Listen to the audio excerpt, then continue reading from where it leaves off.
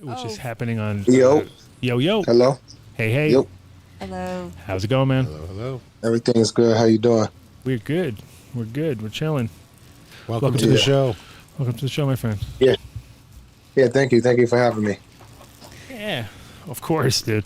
So I was just mentioning that you are doing this consumption park on the Super Bowl weekend with Red and those guys. Looks like you're taking on it looks like it's going to be a big fucking party, huh? Yeah. Hey. Oh, there it is. There you are. Okay. Yeah. It's gonna be. Yeah. It's gonna be. There's going to be something like first of its kind consumption park, especially during Super Bowl weekend. We putting something together where it's about the community at the end of the day. And what I like about it is that it's about the community and people coming through to be communicative, because that's what the world is missing. That's a big major part of what is missing in the cannabis industry is us coming together and being communicative and talking about our problems and talking about our issues and addressing issues. So I wanted to do something more than just a concert and people coming through to see people perform on stage.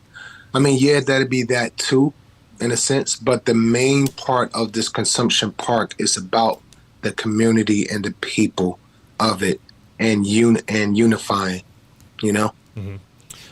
Well, for sure. Yeah, for sure. And I mean, like, it's also like cannabis has always been about community. That's the best part about it. It don't matter where you go. You know, we're based in Denver here. And I was talking about Denver to somebody today. We was just talking about Denver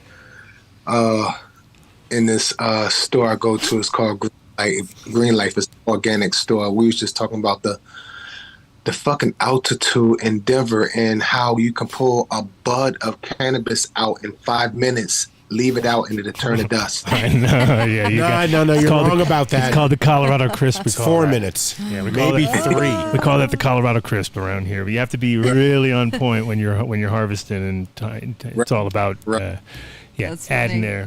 Screw your jars on tight. What a great burp thing your to can. be known for. Burp 'em. But you know what's funny is if you take a Colorado weed to New York, it rehydrates. I know, and it smells again. Like you'll be like, Yeah. the sour smells like sour. How the fuck? Like the shit around here, it'll definitely suck your terps away. That's for sure.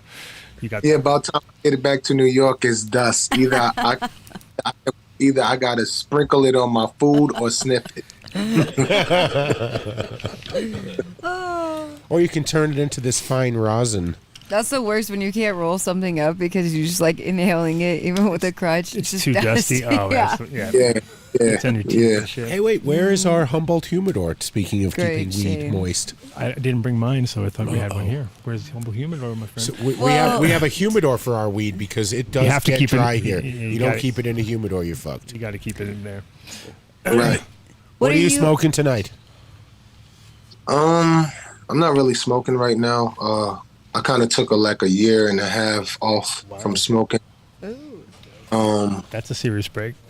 I haven't full blunt in maybe since maybe April of 2021. Wow. I had a 2-hitter quitter here and there. I might have, a roll a maybe 3-hitter, and that's it. I don't know. I'm in transformation with myself, and that means that in order for me to get a better reception of what I want to do in my life, I had to cut out a lot of distractions. I still have enough resin in my body to last 20 years. Just right now, I just had to really fall back and concentrate on a lot of business and most of all, awareness of myself. And but hopefully one day I'll be back to rolling a full blunt.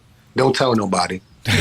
Yeah, when you're ready to come back, come do it here in the studio with us. Yeah. Yeah. We got How about like microdosing and psychedelics? That's a big thing now, and it's definitely Colorado took the step recently to go recreational, or not recreational, decriminalize. I love microdosing. I don't get to do it a lot, but when I do, I do these gummies. Fuck, what's the name of them? Ceremony or something like that. Don't quote me, but they're very good, and they're just the right amount in these gummies to. I don't know. It's like a great feeling. First of all, I understand the benefits of microdosing. And when I do it, I'm always in a good mood and I'm around good energy for it to really to work. Yeah. In other words, I like it when I do it. It's like, it's really lit. It's like fucking lit. It's definitely the next wave. Yeah, absolutely. Absolutely. And it's interesting to see because like all these things happen in Europe. So you and I met back in Amsterdam. I actually booked you and Devin the Dude to do a party for High Times back in 2007. Oh, we gave you a jacket. We were the jacket company with all the jackets and shit. We gave you we made a custom red hood lamp for you with the like fake fur on the inside, the winter jacket. Oh wow, was Chong out there at the time? I don't think Tommy was there that year. We had supposed to have Devin the Dude and he missed his flight. So it was you and was supposed to be Slightly Stupid, I think, and then they canceled at the last minute too. So we ended up with we had a whole wacky lineup. We were at the Milk Bag. And you were really high. I got it on video somewhere. It's on YouTube. You were extremely high at that time. Your color was about 3 shades whiter. You were so high. I remember you came in the room and I was like, "Fuck, he can't." And you came out and you started off with just like, "Yeah, I'm gonna probably forget all the words. I don't think I'm gonna make it through this, but let's do it anyway." And that's kind of how it rolled. But that's how we do in Amsterdam. It was always the same. Like artists would come, we get them really high, and they'd forget all the words. It was like the normal. Cypress did it. Everybody did it. Good shit. Good shit. Yeah. Tommy was on the show last week, right? Yeah, we had Tommy on the show last week. Actually, he comes on. Wow. He comes on the regular. So we'll have to get you on the regular. And also, my other friend Jordan books you all the time for shit out East Coast. Okay. The pharmacist. You remember him? Yeah. Oh, absolutely. That's my guy right there. There in Boston. He's in Rhode Island. Boston, Rhode Island. So he was my little protege, right? So I did he watched me doing shit, was like, all right, that's the way to do it. But then he took it to the next level. You know what I mean? Because he like I watched him take it from a small little club. He's like kind of styled it after what I was doing. It was kind of funny. But yeah, he's good. I gave him the link. I told him you're going to be on the show, so he might pop in. You never know. Yeah, shout out to Jordan. That's my guy. Jordan, what's good if you're listening, tuned in. So like really like guys like with this consumption part, like something being up like because we planning on, doing it every year, and the Super Bowl is next year is in Vegas, so we're going to be definitely lit in Vegas with this consumption park, and I don't know. It's not the consumption park is more than just like I said about cannabis and people coming out smoking and having a good time. It's about the community, but then again, it's also about artists also coming through and learning about activation and learning about displaying their brand in a different way. We're trying to open doors, we're trying to open doors. We're trying to sort of reinvent the wheel a little bit, where it's we have control. And once we have control of something that can make money, that can, allow artists to have that direct connection with people, then it's always going to work. And it's always going to be something new for the artists because, nowadays artists get into these deals with record labels and stuff, and they just don't have too much say-so on their brand. Like, for example, with the consumption park, I got Doc's Block, and Doc's Block will consist of people performing, my brand, my activation, everything that's about me that represents me, that I want people to see or I want people to be a part of or even buy. That will be my activation, and it's called Doc's Block. And like this year, since it's the first one, they asked me who I wanted performing. Busta Rhymes is my dude. He always get it lit. So I'll ask if they, if Busta Rhymes, my big brother Kid Capri, that's my big bro. We talk every day. And my boys Dog Pound. So I want them to come through and blow it down on stage and also learn about activation and learn about other ways they can promote their brand and also sell items out of their brand. It's a tech world right now. It's been a tech world, but we want to introduce more tech and stuff like in this fabric so people can learn, not only the community but artists as well. Atlantic Records, they're interested. A lot of people are interested right now. From Cookies to Atlantic Records, but Atlantic Records was like the first label to really call and really want to be a part of it. So shout out to Atlantic Records. Shout out to the consumption team, Alicia, Safita, Lawrence, Red. We all putting in work to really make something really happen for the community and these artists. And I'm not allowing myself to be a part of anything that's not for purpose. Mm-hmm. And we about purpose over profit. Once you do that, man, you always going to have a successful outcome in your execution. So shout out to the team. Thank y'all for allowing me to be a part of this. And it's go time. Mm-hmm. We lit in Arizona Super Bowl weekend from the 9th to the 12th or 13th, so when you're out there, check out the Consumption Park. It's going to be fucking lit. Big facts. Are you guys, and you're doing that, are you still doing that cipher, the $250,000 prize cipher? We're doing a 420 cipher. I teamed up with Coral Red. They want me to actually do a MC show for MCs, and we're going to kind of kick it off through the Consumption Park, where we're going to have MCs battle, mm-hmm. and then we're going to have them at the finale to do something. It's all part of the same day, mm-hmm. and they have a chance to be on my show, and the show will consist of me going to their hometown or their house filming, because I direct now. So I direct, and I will be, getting the lifestyle of these artists, showing the world how they maneuver and their ups and downs and their pros and cons to being an artist. And they will have a chance to battle on TV and on a network and win $250,000. And that's a lot of bread for a person these days. It sure is. So it's under Red Coral, and I'm sorry I don't remember the name right off the bat, but if you tune in to Consumption Park, go to Consumption Park website, you can find out all that information there. Awesome. That sounds great. Fantastic. Maybe there's a podcast you might want to invest in, find it worthwhile of helping build their audience, who sit here in Denver trudging along with two excellent production people over there, but Dave's always working. Yeah. I'm trying to build our brand too. Right. Yeah, see, I got the video up. Yeah, nice. Yeah, see, it's all about the culture. It's all about fun.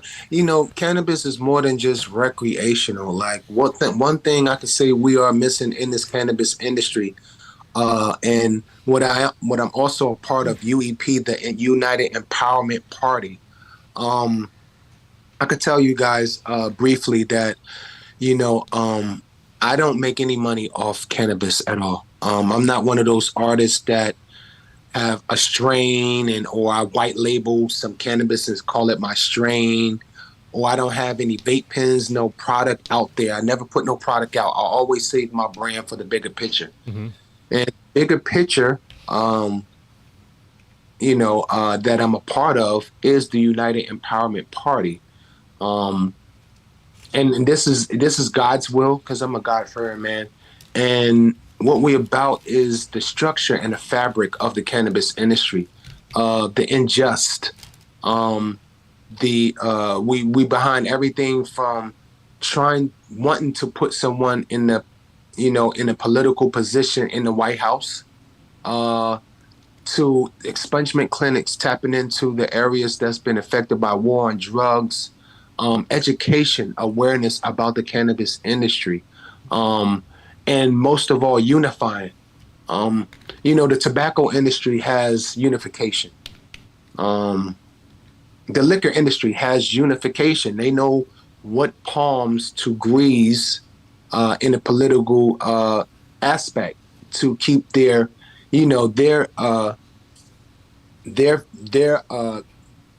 keep their liquor industry going, to keep their tobacco industry going. They know how to grease the palms. Right. We're no different from the Republican Party. We are no different from the Democratic Party. The Democratic Party and the Republican Party, they could come together as one and state their issues, what's wrong in their community or their sector, and try to make change. That's what the United Empowerment Party is about. We're about people coming together to unify, to actually make change and help regulate these laws that's coming about in the cannabis industry. And if we don't do that now, we will be ran over when it goes federal. We will be out of business. A lot of moms and pops will be out of business when it goes federal. Mm-hmm. So we're about unifying. We're about tapping in, holding these political figures that uses the cannabis industry as a stepping stone just to get votes. And then when they get in position, they don't do shit. We hold these people accountable. We're after them. We're letting them know, no, you cannot step on the cannabis industry like that no more. Mm-hmm. For sure. And besides that, you can check us out at the United Empowerment Party on IG or the website www.unitedempowermentparty.org. And just check out the work we're doing. And if you want to be a part or you want to make a donation to what we're doing, please feel free. Like I said, we don't make any money off the cannabis plant at all. Our job is giving the plant back to the people. So please check us out. And they will be at Consumption Park as well as part of my activation. That's amazing. Red, I mean, I hope I'm not the first person to ask this, but maybe I am. But what would you think about yourself running for office? Oh, man, don't even start. I'm waiting for Kanye to do it. Yeah, take a bullet for you. Like waiting for he'll take a couple arrows. Like, all right, now I'm stepping in. Right. Yeah, when Kanye run for president, I'll vote for him and see if he gets shot or not. Oh, okay then. If you don't get shot, then I think about running for a political position. I feel you. Yeah, for sure. This is Shout out to my sister Safita Artist. She is the president of the United Empowerment Party. Shout out to my team, the United Empowerment Party. We are putting in so much work, and sometimes it get frustrating when you're doing a lot of work for free. Like everything we doing is for free. So that is our free viable time that we dedicate to the people, to the plant. One of our biggest goals and what I want to see is really us going after descheduling cannabis off of Schedule 1. And once we do that, then we're unstoppable. The cannabis industry is unstoppable. But I can say in layman terms and in short terms that if we don't unify now, if we don't bring up, that's why the logo is an umbrella. Like, me and my sister talked about the logo, and I had my guy, Pat, draw the logo. And it's an umbrella with like a cannabis plant on top, meaning that we must unify under one umbrella. Because at the end of the day, guys, we always go to these events and like in Vegas or MJ Biz or, any house Hall of Flowers. And these events are great. These events are great for people to come through and talk business and, see each other brand. But we always leave there without a solution. We just show each other brand and we back in our space without any solutions on what we can do to unify. So we must unify and at least come up with some solutions. When we go to these events and we have these panels where we talk on, let's not just talk about what our brand is doing. Let's talk about the survival of the cannabis industry and the fabric of it and what we can do to save it before federal come in, because they're just waiting in the wing. Oh, yeah. And if we don't by now, we are in trouble. I can't even stress that even no more to everyone. Like, we must unify right now. Yeah, because right now everybody's in their little islands, They have their little, around each state. Echo chambers. Right. Exactly. And so then, and everybody's kind of knows what's going on for a little bit in other people's places, but not really because it changes on the daily. So you have to be on top of it. And yeah, I always tell Exactly. people, I always tell investors, I'm like, if you don't do it now and you wait for it to go federal, you're fucking done, because there's going to be there's not even, your money's going to be nothing. At that point, your 10 million or even your 100 million is nothing, because once it goes that big, it's you're swimming upstream at that point. Yeah, then you're competing against corporate dollars. Mm-hmm. Right. When you competing against corporate dollars, you will not win at all. For example, when you have the CEOs of Coca-Cola selling their shares of Coca-Cola and then explaining to the people that we want to be the Coca-Cola of cannabis, that's big. When you have Walgreens and Rite Aid that's buying up farms over 10 years ago, 11, 12 years ago, preparing to sell cannabis over the counter one day, we're in trouble because they know we're not getting our shit together. These little moms and pop stores, like I said, in legacies, will be wiped out. And that comes from not educating ourselves. We have to educate ourselves about the cannabis industry. And I mean by that is, not just jumping in the program trying to get a license. Everyone is running to get a license and not knowing how to sustain a license. And then again, you got a lot of programs that's setting people up for failure. Oh yeah. For example, this program in New York, I forgot the name of it, but they was just giving out licenses to people who's been incarcerated for cannabis. And they give out these licenses and they not giving them the education on how to sustain a license. So meaning they're setting them up for failure. Of course. They know they're not going to be able to buy a property to run a dispensary. And they know the amount of time they have on these licenses to get something done. They know they're not going to meet the quota. And once the quota is over, they take the licenses back and just say, hey, we did something. Yeah. And hopefully they did some good work on the place. So they got upscaled their quality. Exactly. They're building a little bit for them, It's like, And that's because we allow a lot of these businesses to throw social equity that's it. around. And social equity is like the welfare word of the cannabis industry. Mm-hmm. That's why me and my sister, she came up with another way of flipping that social equity. We use equity empowerment. We want to empower the people. We want to empower you to educate yourself, to learn about the industry. And whatever we do, any programs that we prepare will not be set up for failure. That's why we the first, shout out to my team in New Jersey too. Just to let you guys know what kind of work that we're doing. We are the first ones to start a program called the Technical Assistance Program. And it's the first one of its kind in the United States, period. And it started in New Jersey. And I'm a part of it. And it's a bill. And what it is we actually help people get a license. Not only help people get a license, but we help them sustain a license.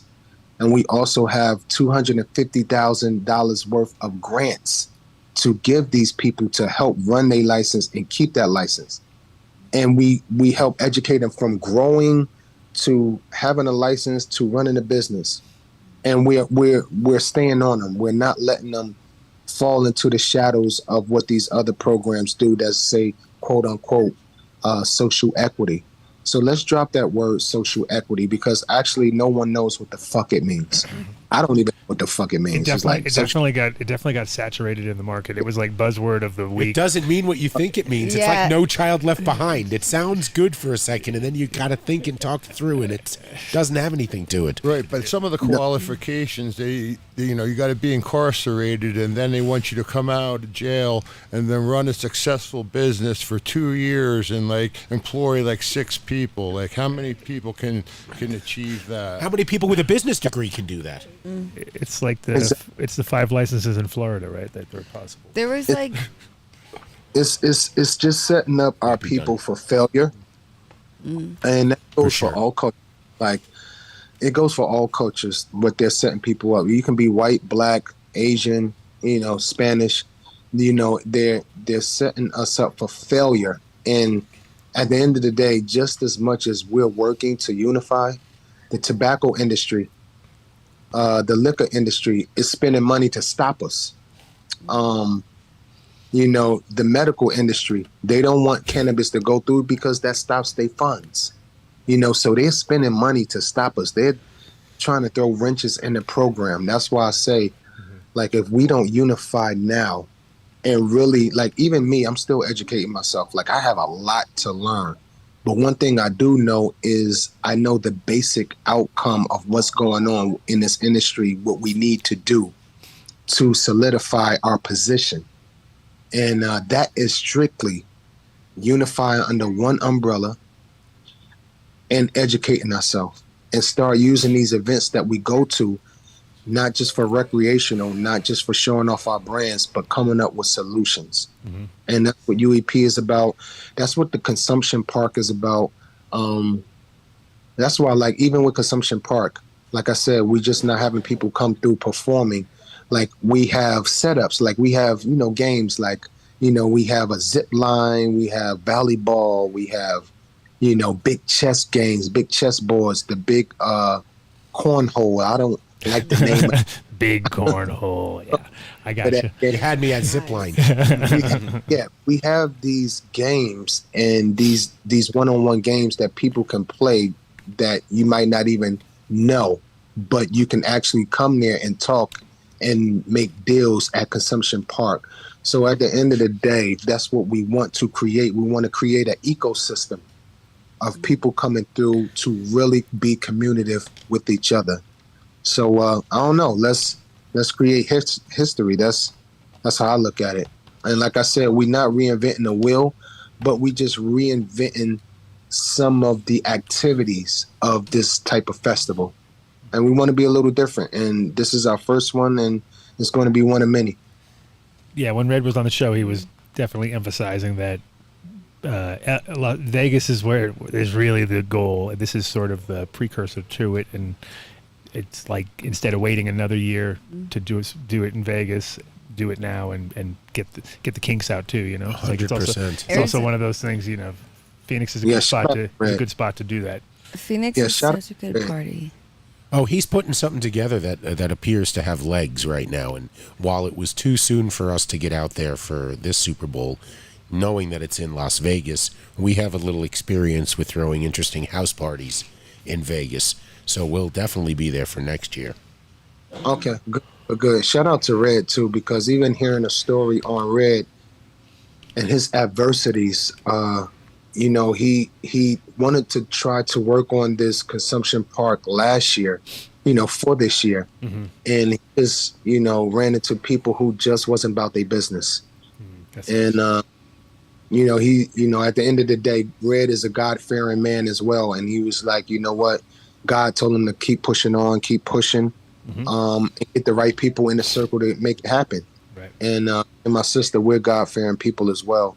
And one thing we do bring to the table is faith. And we do bring the fabric of what God wants us to do. So, and I'm looking at something of this magnitude, like, wow, okay, we're really going to get this going in the beginning, because we really came together in the beginning of the month of January. Yeah. We started talking about in November, where we met Red in November at the MJ Biz. And mind you, like, me and my sister wasn't supposed to go because I had something to do. But then a show came up with High Times, and my manager was like, yo, we going to Vegas. And I was like, all right, cool. So I was like, yo, I told my sister, I got to get you out to Vegas. So I flew out to Vegas. And for a place that we wasn't going to go, we run into Red with something of this magnitude. So that's, that was just God connecting us. And we literally started talking about the ideas of it in December and really going at it in January. Mm-hmm. And me being in the business of this industry, something of this magnitude needs like a year or two of planning. For sure.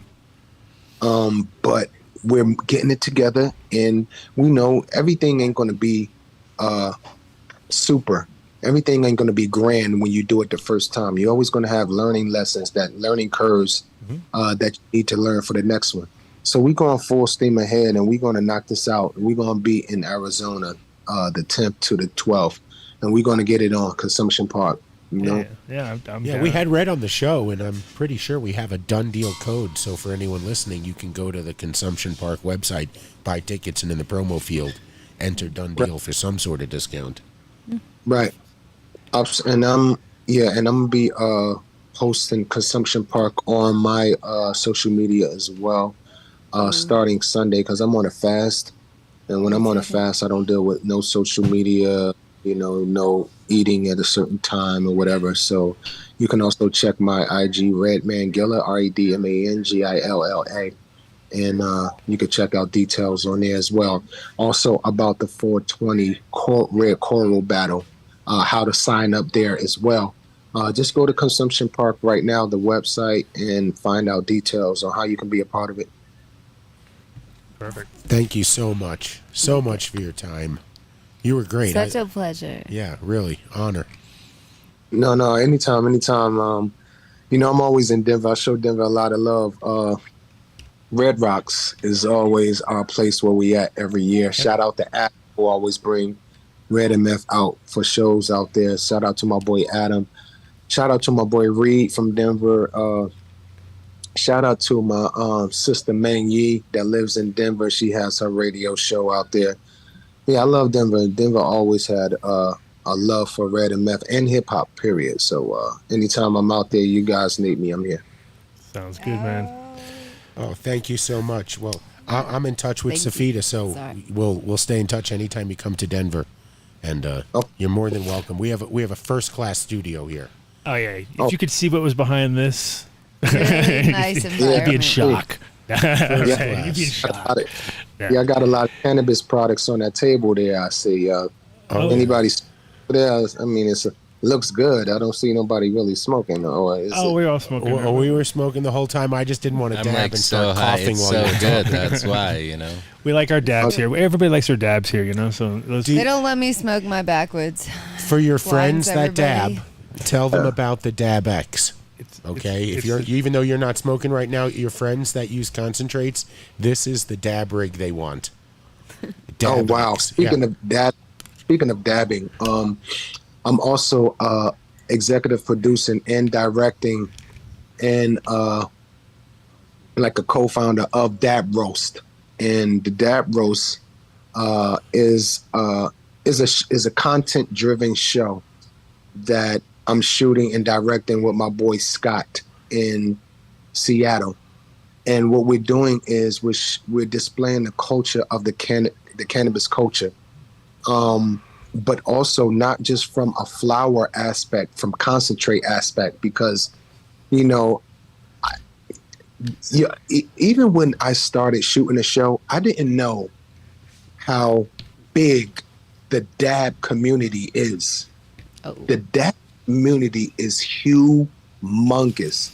And that's one thing that I'm glad I learned, because on the East Coast, people don't really dab that much because they look at holding a pipe to their mouth is cool. We know. So I'm from New York originally. We're all this- New York. Yeah, so. We want to introduce you to Julian right here, okay, from Dab Logic. And His eyes about popped out of his head. these just- guys are they are fire rosin makers. So next time you're in town, we'll definitely yeah. shower you with some shit. So Oh yeah, don't worry. But I wish you could see what we're seeing, but it might be one of those moments where you do your 3 hitting out day. Perfect just for a one hitter just quitter to right keep there. one hitter quitter. and because this is amazing. So The thing is, like you were saying about the terps right out of the gate, right? It's just the fucking we either battle the terps with that, or we just fresh freeze it and make the best Right. concentrates because we're at high altitude. So the high altitude is where you want to be for making Wow. for making concentrates, right? Nepal, all the greatest places because you want it to be cold. So if you're going to be in a nice hot place and then have to run your air conditioning like full blast, you never have that like natural fucking spot, right? Where it's much easier to be in an air conditioned spot in a cold place because your air conditioning barely runs, maybe in the winter, not at all, so it's beneficial. So Good. yeah, next Hey. time you're here, we'll fucking hang out. Yeah, Yeah, I'll get you a because- gift basket be- too. Because like I said, we tap in with the flower, and we also have dab contests on our show. Also, we display different brands that make concentrates and that makes dab, and I also learned how to make concentrates. ETS showed me how to make dabs, and that is extract tech stainless. And are they in Denver? Yeah, Yeah, they are. Yeah. in Denver. Yeah. yeah, we know. Into- I know him. Gotcha. well, if you ever want to do a competition, we would love to help curate that and host it. We have a little bit of experience with You dabbing. go, Dave. You Slight go. experience. Yeah, a little bit. Our guys are sitting over there going, "Holy shit!" There. Yeah, we have a team. We're If here. we need to put a team together, we have a tremendous shortstop. Okay, well, check us out. Like I said, hit my sister Safita, and will. check us out at Roast. What we doing? ETS is really a big part of the Dad Roast. They are family. They are our big supporter as well. And I actually got a license on learning how to run one of their machines. I took a 2-hour crash course on learning how to run the machine. And I'm planning on coming to Denver to do the 8-hour course to really learn There you the go. detail running the machine. So, Oh, this yeah, guy, big up- the guy from the Adam Dunn show is going to be hitting them up a little later and getting them to come on the Okay. show in a couple of weeks. Don't worry. He usually does shit like that while asking for the done deal. So, There you go. give my love at the end of the day. I will. I will. Thank you again All right, for man. your Thanks, time. Reg. Thank you again. I appreciate you guys having me. And I see Okay. y'all at Consumption Park next year if y'all don't make it to this one. Right, we may send you. Right, you can Well- go Yeah. home. She's from Phoenix Of course. originally. And Mark has a couple of Except friends for- in the Phoenix area that I think want to attend, so I'll give Red a call. And Okay. send some. Shout- We'll send some peeps there for sure. Yeah. Okay, shout out to my team UEP. Shout out to my Consumption Park team. Shout out to my Dad Roast team. Shout out to my team Richmond Hood Company out in Staten Island, New York. If you guys are out there, anybody want to look at some gear, we have a store out there, a little boutique. You can check us out at www.richmondhood.com or stop by and see us 827 Castleton Avenue, Staten Island, New York. And we on the rise. So check us out. Thank you guys for having me. All right, man. Peace Thank out. Thank you so much See for you your soon. time. Talk soon. Peace.